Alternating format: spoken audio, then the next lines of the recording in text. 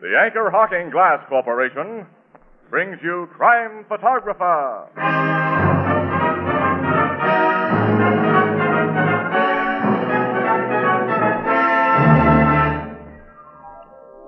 Hiya, Casey. Hi. Look, here comes Tony. Hiya, Tony. Hiya, Casey. You're going to give us that famous line of yours? Well, I'm here to tell you that tomorrow begins a week dedicated to one of America's most famous institutions, the Boy Scouts of America. They deserve our full support. Right, Ethelbert. And since you've done your good deed for the day, Tony, suppose you proceed. All right, Casey, I will. Anchor Hocking is the most famous name in glass.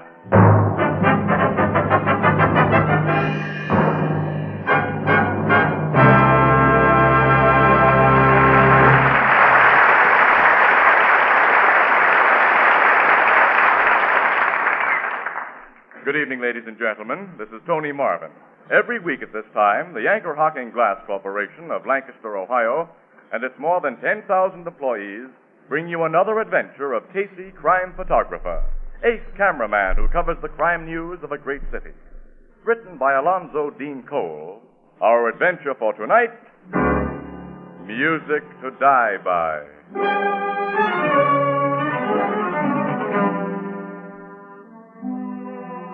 9:30 in the evening. In the cheaply furnished living room of a small, cheap apartment, a woman, rather pretty in a drab way, is darning socks.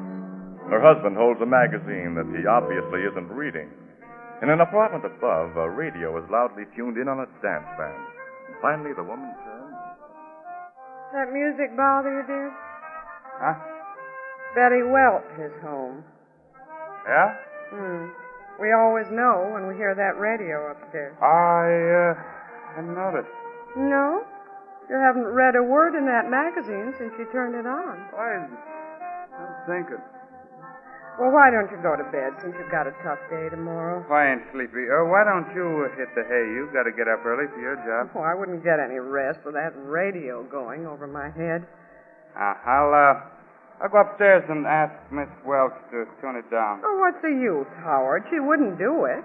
And according to Lisa's here, she's entitled to play it until 10 o'clock, and it's only a little after 8:30.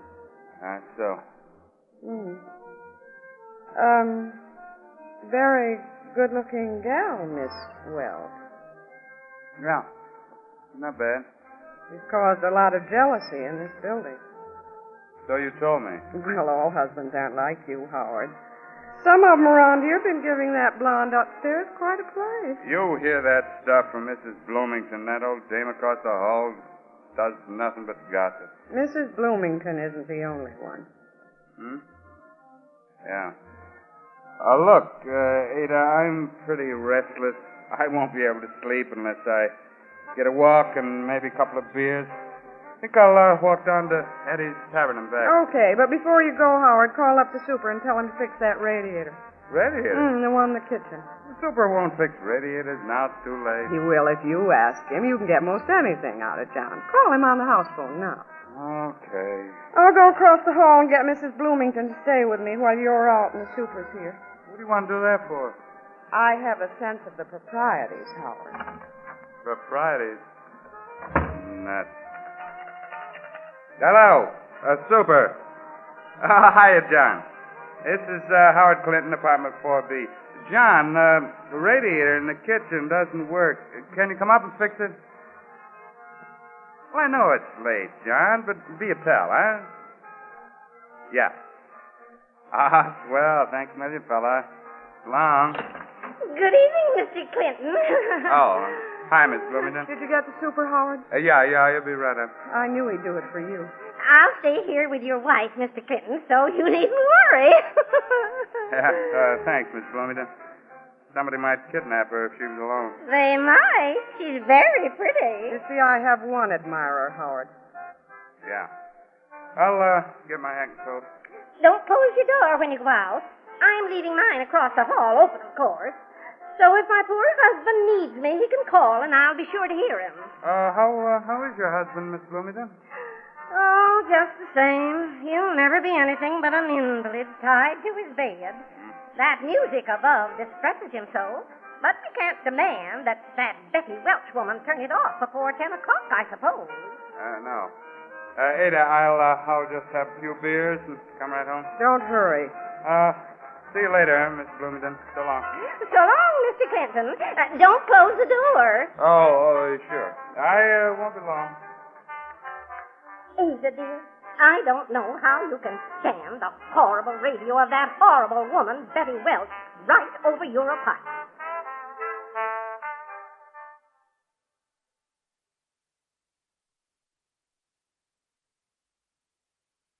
Just a minute. Oh, you did manage to get away, Howard. Yeah. Hello, Betty. Hello. You're alone, I see. Huh, did you expect to find me with a place full of company? You're the most jealous fellow I ever met. Because I'm so crazy about you. Take off your overcoat. Oh, yeah. Thanks. Have any trouble getting away? I had to go all the way downstairs and then come up the back way tonight. Oh, Mrs. Bloomington's with Ada, so of course both doors are open. You sure nobody saw you? Sure. Hey, what guy's been up here with you? Guy? Look at this ashtray. You don't smoke cigars, do you? Look, a fella and his girlfriend came home with me last night, and I forgot to empty the ashtray they used. That's all. Fellow with his girlfriend, huh? Sure. Come on, I got music on for dancing. How about it? Let's go. Hey, I want to dance, not have the wind squeezed out of me. When I get you in my arms, Betty, I don't care what... Cut it. Behave yourself. Okay. That's better. Nice, ain't it? So nice I never want to let you go. I never want another guy to hold you close like this. Stick to your dancing, big boy. Yeah. Who was the mug who left them cigar butts here? A very nice fellow. I like him. Yeah? Mm-hmm. I can marry him if I want to. You can, huh? Mm-hmm. He's a good dancer, too. Like you.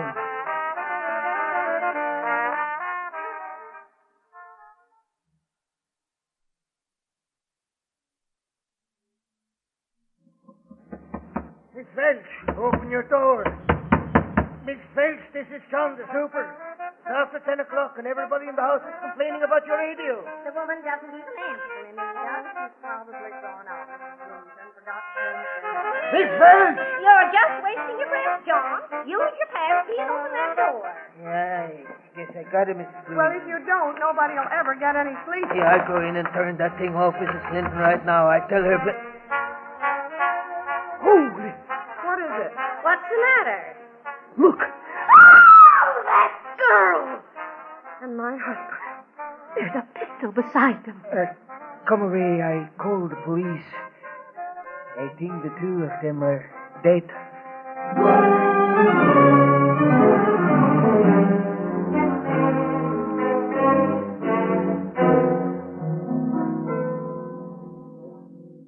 When we homicide guys got here, Miss Williams, that radio was still blasting away. And what did you find, Captain Logan? Well, the girl, Betty Welch, had been shot at close range through the forehead. She died instantly.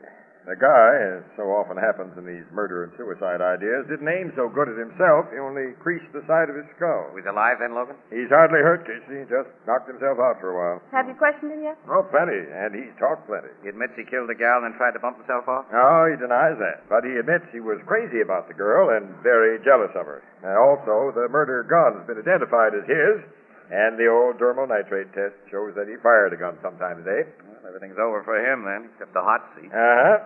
I wish all the cases I get were as easy to crack. Yeah, well, where is the guy? I want some pictures of him. He was taken down to headquarters just before you got here. But the murder gun's on that table. You probably want a shot of that. Oh, yeah. German Luger, huh? Yeah. This Howard Clinton brought it back from the war as a souvenir. He's an ex-GI. XGI, huh? Give me some more dope about him for my story, Captain.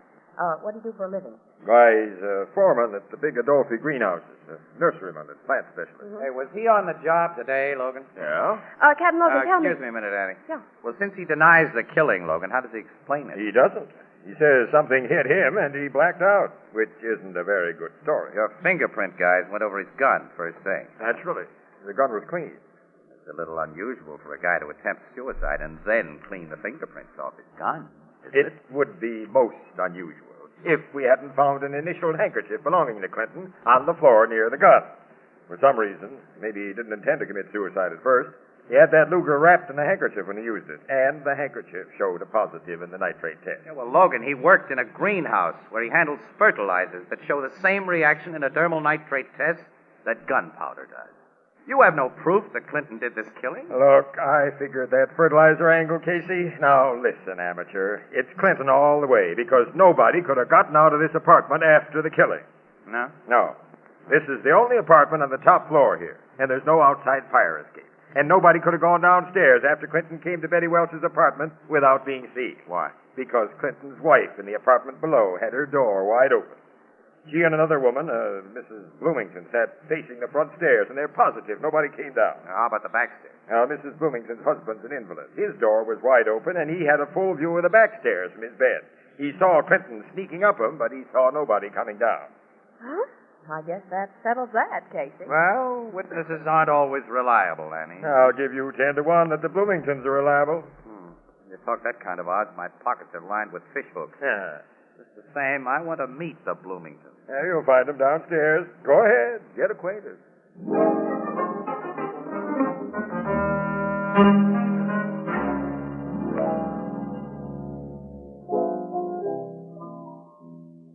Take care of them customers down the bar, Walter. Excuse me, Miss Williams. You were saying about that Mr. and Mrs. Bloomington? Oh, to Casey's discomfort, Ethelbert. They Yeah? proved unimpeachable witnesses. Go right ahead, Annie. Rub it in. I'm going to. Mrs. Bloomington and her husband are terribly respectable, law-abiding people. And the last thing they'd do would be to lie about anything connected with a murder. I sized them up as okay. This Howard Clinton's goose is cooked then, huh? Yeah. But Miss Williams and I have been talking to him down at headquarters, Ethelbert. He's a big, strong-looking bozo who talks straight. I just can't see him killing a woman and then trying to kill himself. Huh. He didn't talk very straight to his wife. Well, after meeting his wife, I don't blame him for sneaking up to see that blonde. What's the matter with Mrs. Clinton? I thought she was quite good-looking. Oh, Annie, wait a minute. Looks aren't what count in women after you marry them. I know something about women, and I don't trust her. How do you know so much about women and marriage? Well, Annie, look. If you haven't suspected it as yet, we press photographers see you women at your best and your worst. Which is the reason you remain a bachelor? Which is the reason I remain a press photographer. Huh. Well, I know what Casey means, Miss Williams. It's the same with us bartenders. We meet so many phony dames that a guy gets afraid afraid of all the gals who ain't just like you, Miss Williams. I see. Getting back to the subject, this Mrs. Clinton had plenty of motive to shoot that blonde and try to shoot her husband, Casey. I think she had plenty of motive for the killing, but she didn't have the opportunity. Mrs. Bloomington was with her when Betty Welch was killed. So was the superintendent of the apartment house. Ada Clinton couldn't have done the job. Nobody could have, but Clinton himself, apparently. Say, Annie, tomorrow morning, let's talk to Mrs. Bloomington again.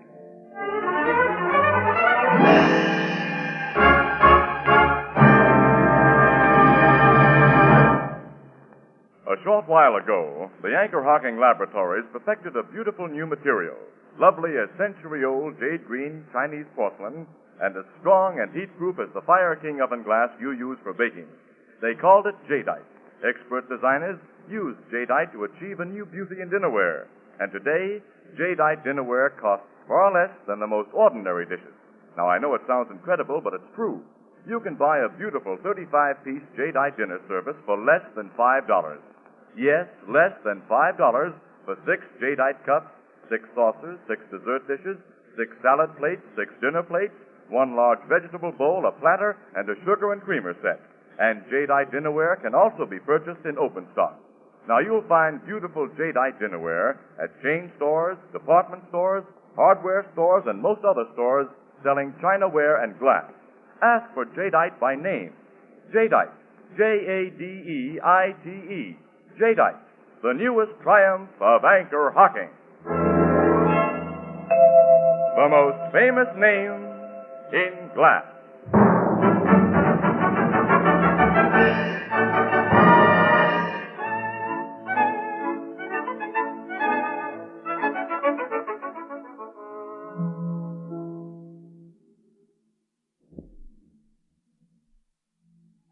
Have another cup of tea, Miss Williams? No, thanks, Mrs. Bloomington. 3 is my limit. You have another, Mr. Casey. Sure, Mrs. Bloomington. Yeah, I just love tea. The moment I first met you, I said to myself, there's a fellow tea drinker. Now, what were you saying, Mr. Casey? I remember.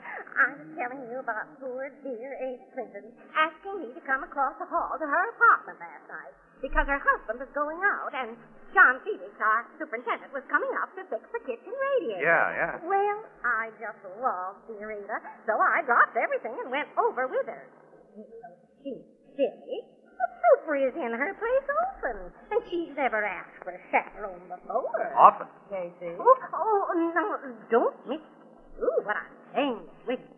Cousin little girl like Ada could have no personal interest in such a next John Felix. Well, what did Felix do to their radiator last night? Huh? Replaced an air valve, he said. How long did that take? He was out in the Clinton's kitchen from a little after 9:30 until after 10, when that Welch girl's radio should have been shut off. At least half an hour. Yes. Well, could you see him working out in the kitchen? No, but it was there. Huh? Well, Mrs. Bloomington, this has been a delightful visit, but Miss Williams and I must go. Not before you have another cup of tea, Mr. Casey. Tea? You'd like it so much. No more tea, Mrs. Bloomington. No more tea.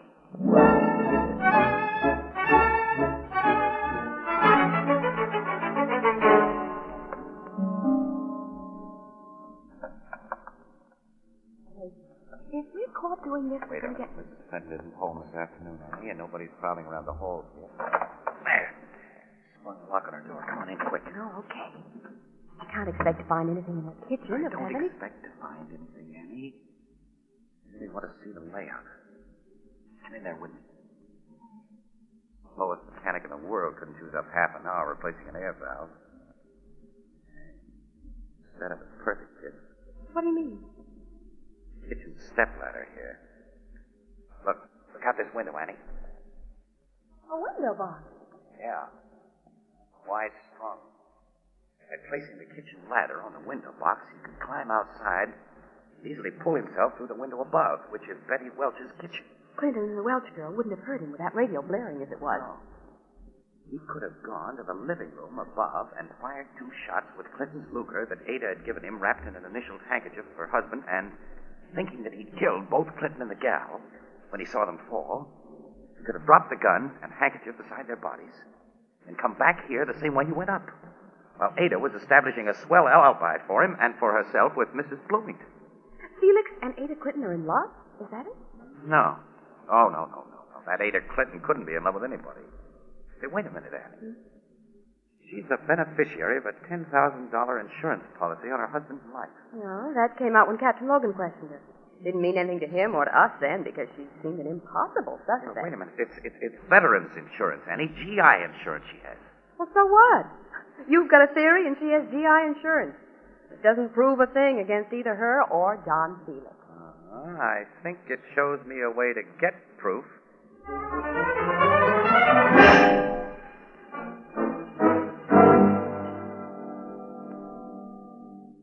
Thank you very much for letting me take more pictures of you, Mrs. Clinton. And for this second interview. You're quite welcome, Miss Williams, Mr. Casey. Frankly, it isn't easy for me to talk to newspaper people or to anyone at this time. We appreciate your state of mind, Mrs. Clinton. I don't think you really can. My husband's going to be executed for murder. He carried life insurance for you, Mrs. Clinton. Veterans insurance, $10,000. Only veterans insurance. That's all. Too bad. Why do you say that? Well, most people don't thoroughly read insurance policies, you know. Or if they do, they forget the provisions. Have you been like that, Mrs. Clinton? I don't understand what you mean. Well, it's my understanding of the GI policy that if your husband is executed for a crime, you get nothing. Did you know that? No. You've had a bad deal all around, Mrs. Clinton. I hope your luck changes. Well, let's go, Annie. Goodbye, Mrs. Clinton. Goodbye. Well, she's doing some hard thinking right now, Casey. There she is. Annie, Logan and 2 detectives are all set up in the next apartment with microphones. They've also bored peepholes in the wall. Let's join them and watch and listen.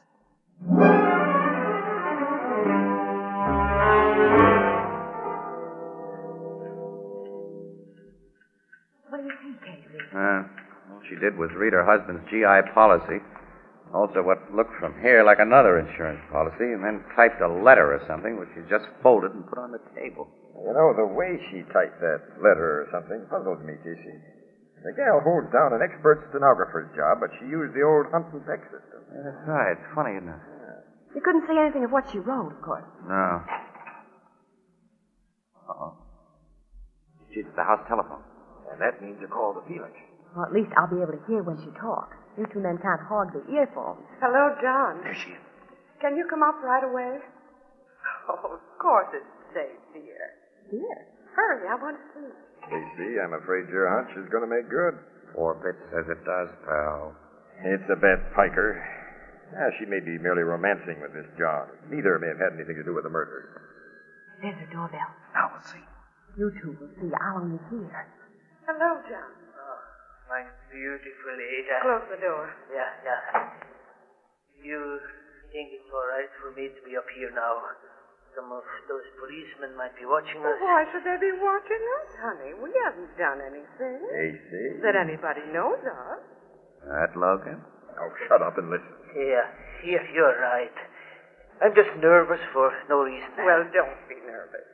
Anyway, John, if we were watched, you'd come up here to fix a window for me, one that's hard to open. Yeah. Give me a kiss, my beautiful Ada. The gal didn't say no. You really love me, John. I am crazy for you. Would you put that in writing? Eh? In writing? Yes, I've been thinking. I've never had a love letter from you. Oh, because we see each other every day. Hey, what's this mush leading up to? It would take so long Just to write a short one, John. Get out your pen and write it on the back of this old letter. Hey, that's the folded paper we saw her type, Casey. Yeah. What shall I write, my darling?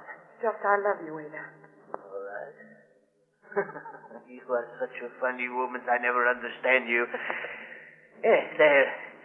I've wrote, I love you, Ada. Aren't you going to sign it? Oh, sure. Write your full name. John Felix. It'll look better. Yeah. I'll like it. Yeah, there you are. Anything else? No. This will do very nicely. Casey, I don't get this. It's over my head, pal. Now, for my love letter, I want another kiss. Oh, wait, dear.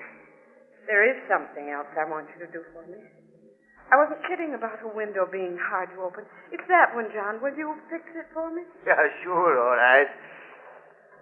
It don't work hard. Well, lift it clear to the top. It slides easy. Oh, that's funny. Maybe something catches it sometimes from outside. Lean out and look. All right, Hey, no! She pushed him, Casey. He's falling. Out of the window? I get the idea of that love letter stuff now, Logan. So do I. And now I'm getting that dame. I've got a key to her apartment, so we'll walk right in.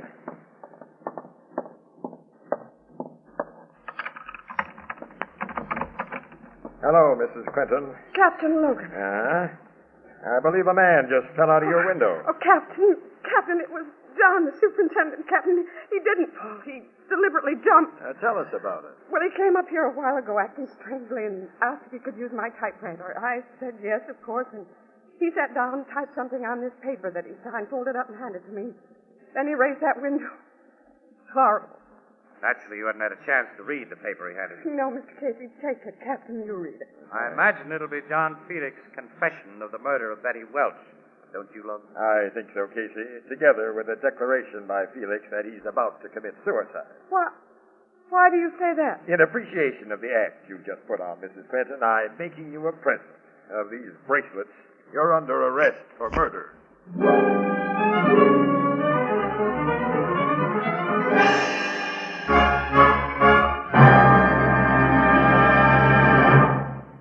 We'll join the crowd at the Blue Note in just a moment. You know, physicians who specialize in baby care agree that diet is the most important factor in a baby's health. Today, with the many varieties of scientifically prepared, ready-to-serve baby foods, it's simple for mothers to supply nourishing, well-balanced meals without spending long hours in the kitchen. But there's another factor almost as important as food itself, and that is cleanliness. For this reason, if for no other, you should insist, yes, insist, on prepared baby food packed in sterile, crystal-clear glass jars. Glass has no harmful effect whatsoever on food, either before or after the container has been opened. The baby food you buy in an Anchor glass container, sealed with an Anchor vacuum cap, is as clean as that prepared in a hospital. Convenient Anchor glass containers, used by most of the better packers of prepared baby foods, and easy to open, easy to reseal Anchor caps, are products of Anchor Hocking. The most famous name in glass.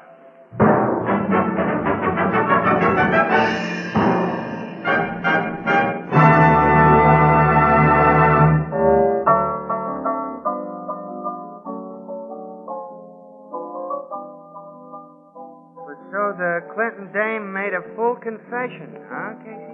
What else could she do under the circumstances, Ethelbert? Ada Clinton persuaded Felix to kill her husband while he was visiting Betty Welch, and they could provide themselves with beautiful alibis. Felix did the job as Casey figured, but of course he bungled it by not shooting Clinton as thoroughly as he shot the girl. The general result looked okay to Felix and his beautiful Ada, though, because it seemed certain that Clinton would get the chair. It stopped looking okay when Mrs. Clinton found out she couldn't collect that insurance, That's huh? right. Well, this sap Felix was so crazy about Mrs. Clinton that he'd taken out insurance for her. At her suggestion. Oh, sure. So she decided that since she couldn't profit by the death of her husband, he was convicted of a crime, she'd free him and cash in on Felix. So she picked out that letter on her typewriter in imitation of Felix's way of speech. The letter said he killed Betty Welch and was going to kill himself. Yeah. And Mrs. Clinton folded it so he couldn't see what was typed when he signed his name to the thing. Say, she's a real bad woman. Boy, I haven't met him any worse. Hey, wait a minute. That doggone Logan. What's the matter with Logan? Well, he didn't pay me that 4 bits. Oh, Ethelbert, we forgot to tell you. They're showing some of Casey's pictures at the Photography on Parade exhibit at Rockefeller Center. Well, gee, maybe I'll get over to see him tomorrow night. Fine. Oh, we'll all go together. You'll be in distinguished company, my dear fellow.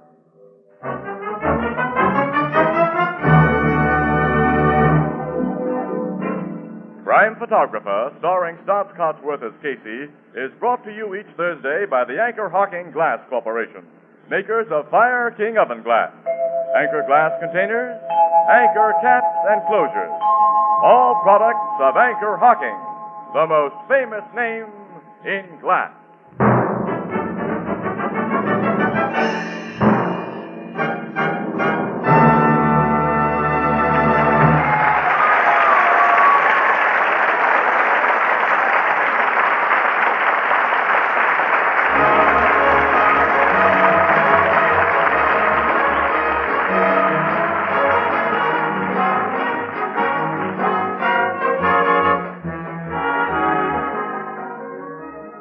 Crime Photographer is directed by John Deese and is based on the fictional character of Flash Gun Casey, created by George Harmon Cox.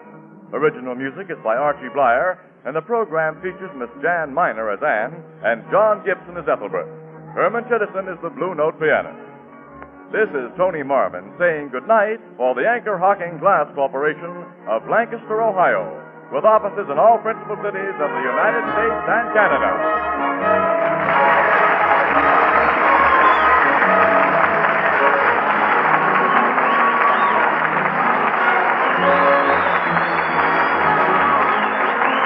This is CBS, the Columbia Broadcasting System.